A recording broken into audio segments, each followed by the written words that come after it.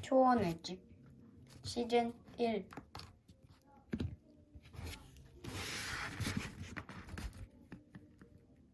큰 숲속의 작은 집. 지금으로부터 100년도 더 오랜 옛날, 미국 위스콘신 주의 큰 숲속 통나무로 지은 작은 집에 어린 소녀가 살고 있었다. 집 주위에는 시커먼 아름드리 나무들이 빽빽이 들어차 있었고, 그 너머에 다른 나무들이, 그 너머에 더 많은 나무들이 있었다. 하루나 한 주일, 아니 한 달 내내 북쪽으로 걸어가도 보이는 것이라고는 오로지 나무뿐이었다. 집도 없고 길도 없고 사람도 없었다. 있는 것이라고는 나무들과 숲속에 보금자리를 틀고 사는 짐승들 뿐이었다. 숲속에는 늑대와 곰과 푸마들이 살고 있었다. 시냇가에는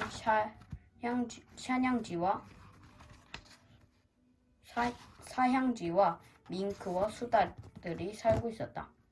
언덕에는 여우굴이 있었고 사슴들은 사방을 떠돌아다녔다. 작은 통나무집 동쪽과 서쪽에는 숲이 끝도 없이 펼쳐져 있고 멀리 떨어진 숲속 언저리에 작은 통나무집 몇 채가 띄엄띄엄 흩어져 있을 뿐이었다. 어린 소녀의 눈에 보이는 것은 그 작은 통나무집이었고 이 작은 통나무집에서 소녀는 아버지와 어머니, 메리 언니, 그리고 갓난아기 여동생 캐리와 함께 살고 있었다. 집 앞을 지나는 마차길이 구불구불 달리다가 모퉁이 넘어 숲속으로 사라지고 있었지만 그 길이 어디로 가는지 길이 끝나는 곳에는 무엇이 있는지 소녀는 알지 못했다. 그 소녀의 이름은 로라였다. 로라는 아버지를 아베라고 부르고 어머니를 어메라고 불렀다. 그 시절 그곳에는 아이들이 어머니와 아버지라는 호칭을 쓰지 않고 요즘 아이들처럼 아빠, 엄마라고 부르지도 않았다. 밤이면 로라는 침대에 누워 귀를 세웠지만 들리는 것은 나무들이 서로 속삭이는 소리일 뿐이었다. 이따금 멀리서 늑대가 청승맞게 울곤 했다. 어떤 때에는 집 가까이 다가와 울기도 했다. 늑대가 우는 소리는 무서웠다. 로라는 늑대들이 어린 소녀를 잡아먹기도 한다는 것을 알고 있었다. 하지만 튼튼한 통나무집 안에 있으면 안전했다. 현관문 위에는 아빠의 사냥통이 걸려 있었고 불독 잭이 문 앞에 엎드려 보초를 싸고 있었다. 로라야, 가서 어서 자거라. 늑대들이 들어오지 못하도록 잭을 지켜줄 거야. 아빠가 말하곤 했다. 그래서 로라는 이불 속으로 들어가 메리 언니 곁에 바싹 붙어서 잠들곤 했다. 하루는 밤중에 아빠가 로라를 침대에서 안아 올려 늑대를 볼 수 있도록 창가로 데려갔다. 늑대 2마리가 집 앞에 앉아 있었다. 늑대는 털복숭이 개처럼 보였다. 늑대들은 크고 밝은 달을 향해 코끝을 쳐들고 쾅쾅 지저대고 있었다. 잭은 낮은 소리로 그렁거리며 문 앞을 오락가락했다. 목덜미 털이 곤두서 있었다. 잭은 늑대들을 향해 날카롭고 사나운 이빨을 드러내 보였다. 늑대들은 여전히 청승맞게 울었지만 집 안으로는 들어올 수 없었다. 집은 안락하고 안전했다. 위층에는 널찍한 다락방이 있어서 빗방울이 지붕을 두드릴 때 놀기 좋았다. 아래층에는 작은 침실과 큰 방이 있었다. 침실에는 덧문이 달린 창문이 하나 있었다. 큰 방에는 창틀에 유리를 끼운 창문이 2개 있었고 앞쪽과 뒤쪽에 출입문이 하나씩 있었다. 그리고 삐뚤빼뚤한 나무 가루대를 둘러친 울타리가 집을 둘러싸고 있어서 곰이나 사슴이 집에 들어오는 것을 막아주었다. 앞마당에는 크고 아름다운 참나무가 2그루 서 있었다. 아침마다 잠에서 깨면 로라는 곧장 창가로 가서 창밖을 내다보곤 했다. 하루는 참나무 가지에 사슴 1마리가 매달려 있는 것을 보았다. 간밤에 아빠가 사냥한 사슴이었다. 아빠는 로라가 잠자고 있는 동안 사슴 2마리를 총으로 잡아서 집으로 가져와 늑대들이 훔쳐가지 못하도록 높은 가지에 매달아 두었던 것이다. 그날 점심때 로라의 식구들은 신선한 사슴고기를 먹었다. 고기가 너무 맛있어서 로라는 전부 다 먹고 싶었다. 하지만 대부분은 소금에 절이고 연기를 쐬어서 겨울철 양식으로 남겨두어야 했다. 겨울이 다가오고 있었기 때문이다. 해가 나란히 짧아졌고 밤이면 성에가 유리창을 벌레처럼 슬금슬금 기어 올라갔다. 이제 곧 눈이 올 것이다. 그러면 통나무 집은 눈더미에 파묻힐 테고 호수와 시내는 꽁꽁 얼어붙을 것이다. 추운 계절에는 아빠도 사냥감을 찾기가 어려웠다. 곰들은 굴 속에 숨어서 겨우내 깊은 잠을 잤다. 다람쥐들은 나무 구멍 속에 보금자리를 틀고 들어가 털투성이 꼬리로 주둥이를 감싸 채 웅크리고 있었다. 사슴과 토끼들은 겁이 많고 동작도 재빨랐다. 아빠가 사슴을 잡을 수 있다 해도 겨울 사슴은 가을 사슴처럼 포동포동하게 살이 올라있지 않고 비쩍 말라 있었다. 아빠는 혼자 눈 덮인 숲 속에서 추위를 견디며 온종일 돌아다녀도 사냥감을 구하지 못하고 빈손으로 돌아올 수도 있었다. 그러니 겨울이 오기 전에 되도록 많은 식량을 비축해 두어야 했다. 아빠는 사슴 가죽을 조심스럽게 벗겨낸 다음 가죽에 소금을 뿌려서 팽팽하게 잡아당겼다. 그래야 가죽이 부드러워지기 때문이다. 그 일이 끝나면 고기를 잘게 토막내어 널빤지 위에 펼쳐놓고 소금을 뿌렸다. 앞마당 끝에는 속이 빈 나무 줄기에서 잘라낸 통나무가 하나 서 있었다. 아빠는 통나무 양쪽 끝에서 속으로 손을 집어넣어 안쪽에다 목을 박았다. 그런 다음 통나무를 똑바로 세우고 꼭대기 지붕을 씌웠다. 그리고 아래쪽은 네모나게 도려내어 그 잘라낸 나무 쪽에 가죽 병첩을 달고 제자리에 끼워 넣었다. 그것은 껍질 그대로 붙어있는 작은 문이었다. 사슴고기를 며칠 동안 소금에 절인 뒤 아빠는 고기 토막마다 끝부분에 구멍을 내고 그 구멍에는 노끈을 끼워서 고리를 만들었다. 로라는 아빠가 하는 일을 유심히 지켜보았다. 그리고 아빠가 빈 통나무 속에 박아놓은 못에 사슴고기를 매다는 것도 지켜보았다. 아빠는 작은 문으로 손을 집어넣어 손이 겨우 닿을 만큼 높은 곳에 박혀있는 못에 사슴고기를 매달았다. 그런 다음 이번에는 통나무에 사다리를 놓고 꼭대기로 올라가 지붕을 한쪽으로 치우고 통나무 안쪽으로 손을 집어넣어 못에 사슴고기를 매달았다. 그 일이 끝나자 아빠는 지붕을 제자리에 돌려놓고 사다리를 타고 내려와 로라에게 말했다. 장작 패는 곳에 가서 히코리 나무 몇 토막을 가져오렴. 방금 자른 깨끗하고 하얀 걸로 가져야 한다. 그래서 로라는 아빠가 장작을 패는 곳으로 달려가 달콤한 냄새가 나는 생나무 토막을 앞치마에 가득 담아서 가져왔다.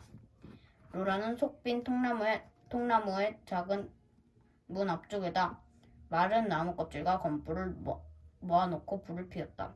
그러고는 로라가 가져온 생나무 토막 몇 개를 모닥불 위에 조심스럽게 올려놓았다. 생나무 토막은 천천히 타면서 속 빈 통나무를 매캐한 연기로 가득 채웠다. 아빠는 작은 문을 닫았다. 문틈으로 연기가 조금 빠져나왔고 꼭대기 지붕에서도 연기가 조금 빠져나왔지만 대부분의 연기는 사슴고기와 함께 통나무 안에 갇혔다. 고기를 훈제하는 데는 히코리 나무가 최고지.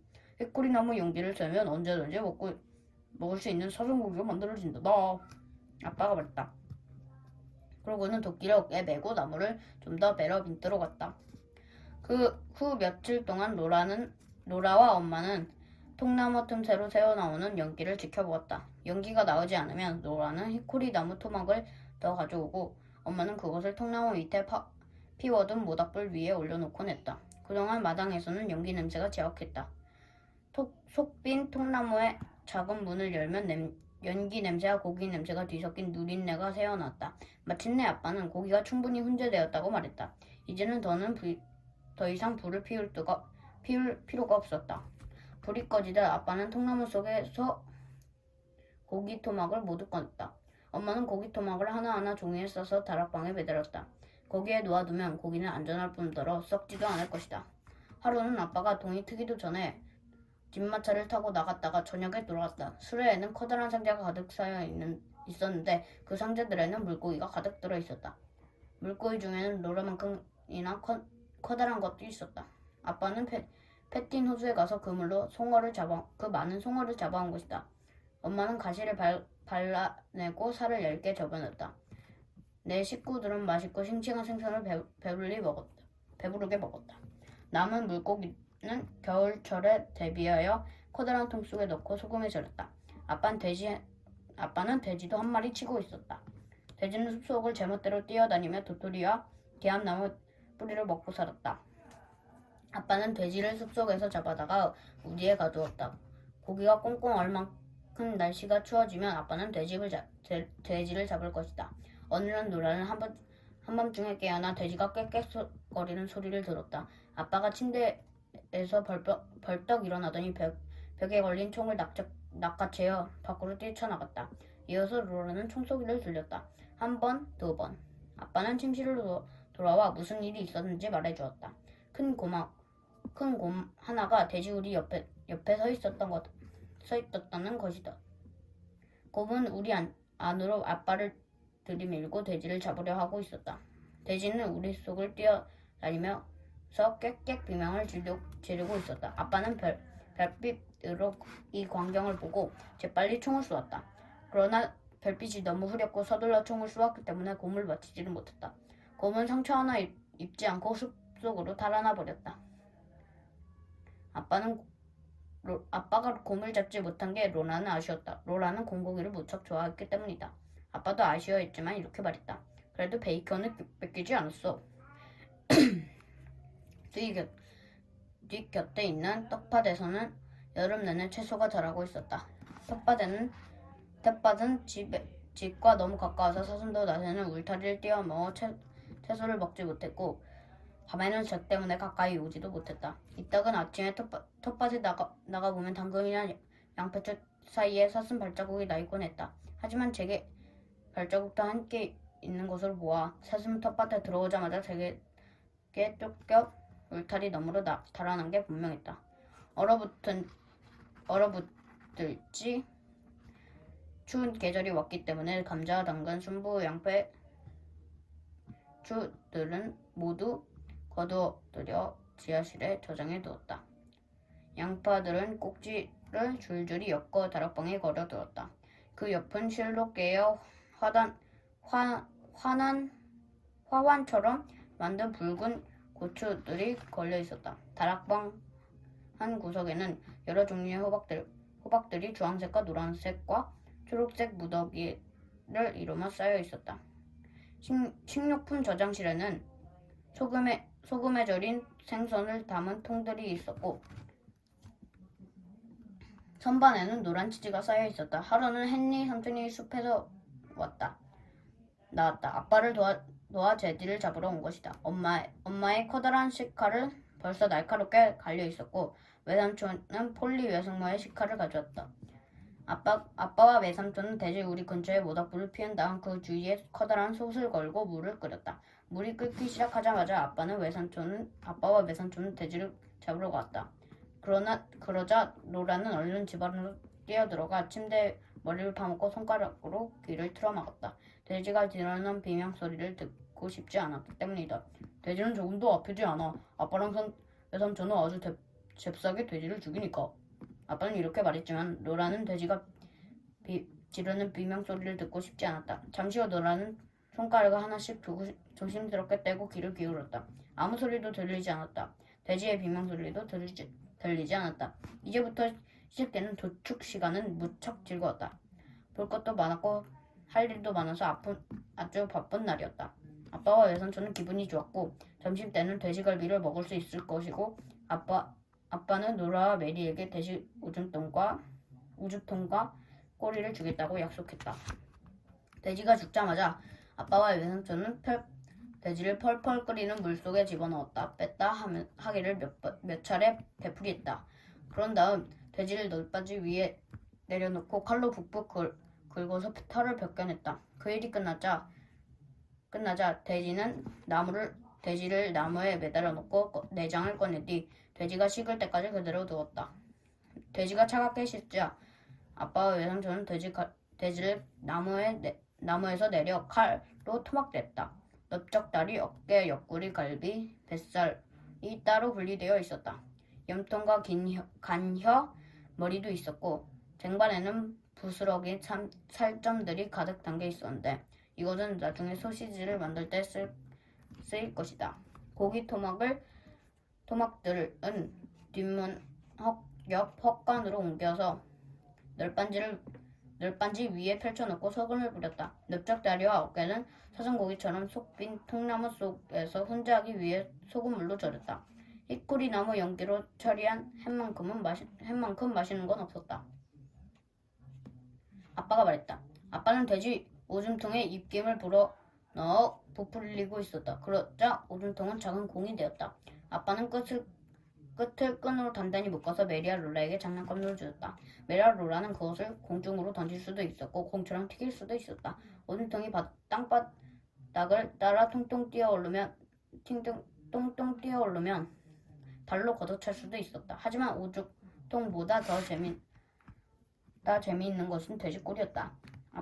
아빠는 로라와 메리를 위해 돼지꼬리의 껍질을 조심스럽게 긁어내고 긁은 쪽 끝에 꼬챙이를 찔러 넣었다. 엄마는 화덕을 열고 시뻘건 숯불을 갈기로 긁어서 아궁이 앞 세받침대에 꺼내 놓았다. 그러자 로라와 메리는 서로 번갈아 가면서 돼지꼬리를 뜨거운 숯불에 쬐었다.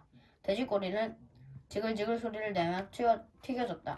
기름방울이 숯불 위로 뚝뚝 떨어져 불꽃을 내며 타올랐다. 엄마는 돼지꼬리에 소금을 솔솔 뿌렸다. 손과 얼굴이 뜨거워졌다. 로라는 손가락을 대었지만 너무 신이 나서 아랑곳하지 않았다. 돼지꼬리를 숯불에 굽는 일은 너무나 재밌었다. 메리아 로라가 공평하게 구대하기가 어려울 정도였다. 마침내 돼지꼬리가 다 구워졌다. 노릇노릇한 모양도 먹음직스러웠고 냄새도 기가 막혔다.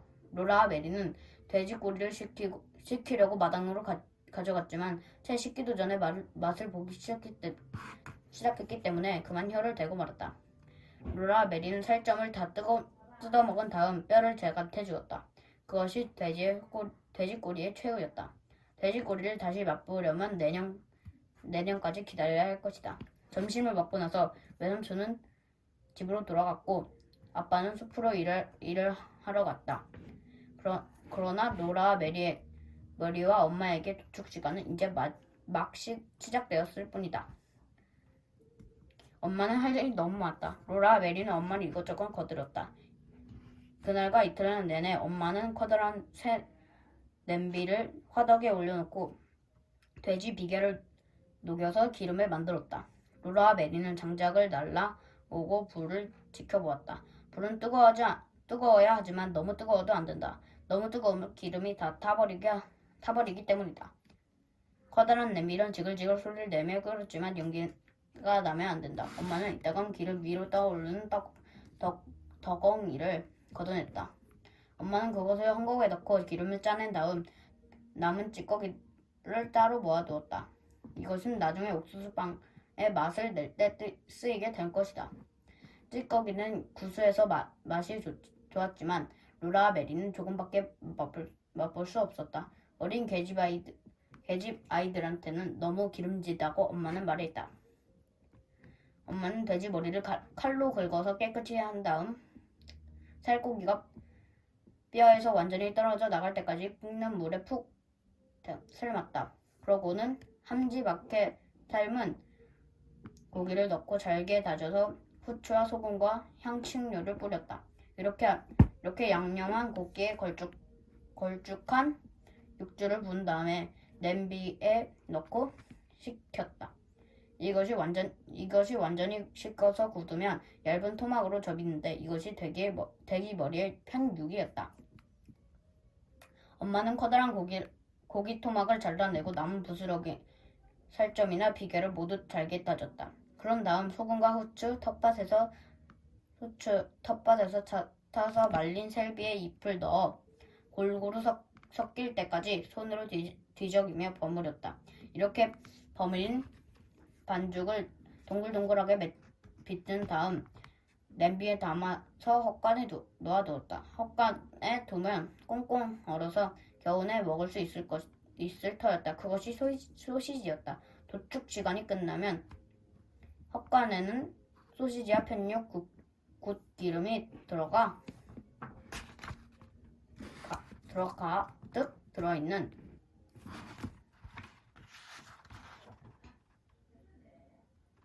가득 들어있는 커다란 단지들 소금을 하얗게 뒤집어 쓴 절인 고기가 들어있는 통들이 저장돼 있었고 다락방에는 훈제한 넓적다리와 어깨살이 주렁주렁 매달려 있었다. 작은 통나무집은 긴 겨울을 나기 위해 저장해둔 맛있는 음식으로 가득 찼다. 식료품실과 헛간과 지하실은 가득 찼고 다락방도 마찬가지였다.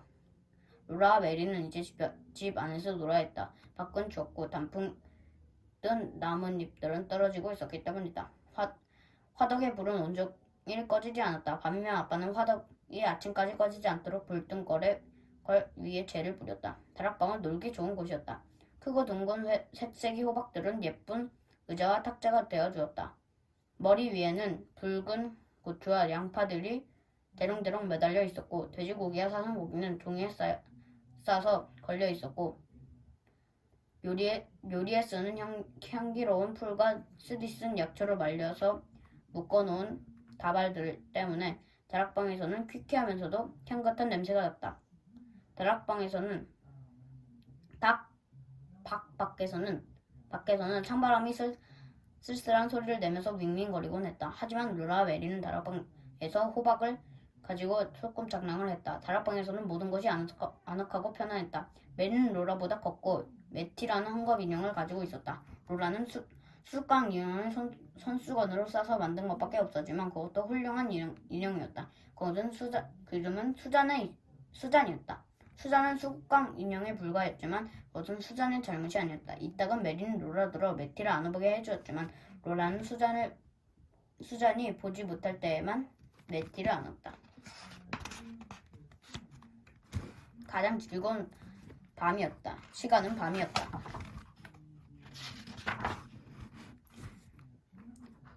저녁을 먹은 뒤 아빠는 헛간에 덫을 가져다가 난로가에서 기름칠을 했다. 아빠는 반짝반짝 윤이 나도록 덫을 문지르고 사냥감의 발목을 옥죄는 부분에 경첩과 평행기가 달린 받침대에 용소철을 곰기름에 담갔다. 작은 덫과 중간 크기의 덫도 있었지만 옥죄는 부분에 날카로운 이빨이 돋아난 커다란 곰 덫도 있었다. 아빠는 그 이빨에 물리면 사람 다리도 부러질 거라고 말했다. 아빠는 덫에 기름칠을 하면서 루라와 메리에게 우스갯소리를 하거나 옛날 이야기를 들려주었고 기름칠이 끝나면 바이올린을 켜곤 했다. 현관문과 창문은 단단히 닫혀 있었다. 창틀과 벽 사이의 좁은 틈새는 찬바람이 들어오지 못하도록 헝겊으로 틀어막아 놓았다. 하지만 암고양이 수잔은 현관문 밑에 뚫린 개구멍으로 밤이건 낮이건 마음대로 드나들었다. 개구멍에는 고양이가 드나들 수 있도록 안팎으로 열리는 작은 문이 달려 있었다. 검은 고양이 수잔은 개구멍을 지날 때 꼬리가 문에 끼지 않도록 늘 잽싸게 문을 통과했다. 하루는 아빠가 덫에 기름칠을 하고 있다가 수잔이 집 안으로 들어오는 것을 보고 말했다. 옛날에 고양이를 두 마리는 기르는 남자가 있었단다. 한 마리는 큰 고양이였고 또 한 마리는 작은 고양이였지. 룰라 메리는 아빠에게 달려가 무릎에 몸을 기대고 이야기를 들었다. 그 사람은 고양이를 두 마리 기르고 있었단다. 한 마리는 큰 고양이였고 또 한 마리는 작은 고양이였지. 아빠는 같은 말 되풀이했다. 그래서 그 사람은 현관문에 고양이가 드나들 수 있는 커다란 개구멍을 만들었고 그 옆에 작은 고양이가 드나들 수 있는 작은 개구멍을 만들었단다. 아빠는 여기서 이야기를 멈추었다. 그러다 메리가 대신 말하기 시작했다. 하지만 작은 고양이는 큰 구멍으로 그건 큰 고양이가 제 구멍으로 작은 고양이가 드나들지 못하게 했기 때문이야. 로라가 말을 가르쳤다. 로라야, 남의 말을 가르치면 못 써. 그건 버릇없는 짓이야. 아빠가 말했다. 하지만 너는 현관문에 개구멍을 뚫는 사람보다는 똑똑한 것 같구나. 그러고는 덫을 치워놓고 케이스에서 바이올린을 꺼내 연주하기 시작했다. 이때가 가장 즐거운 시간이었다.